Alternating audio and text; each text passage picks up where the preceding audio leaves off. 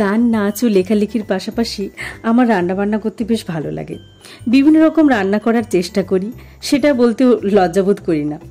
আমি মনে করি সুন্দর করে রান্না করা ও গুছিয়ে পরিবেশন করে খেতে দেওয়া ঠিক একটা গান শিখে মঞ্চে পরিবেশনা করে আত্মতৃপ্তি লাভের মতোই, এবং অন্যের প্রশংসা পাওয়া সেটা একটা উপরি পাওনাও বটে। গানে যেমন মাত্রা বা তাল বজায় রেখে গাইতে হয়, রান্নাতেও সব কটি জিনিস সমতা বজায় রেখেই বানাতে হয়। তাহলেই তো আসল স্বাদটা পাওয়া যায়, তাই না? যখন একটা গান বা নাচ শেখাই, তখন ছাত্র বা ছাত্রীটি ভালোভাবে শিখে নিতে পারলে নিজের মধ্যে একটা স্বস্তি অনুভূত হয়।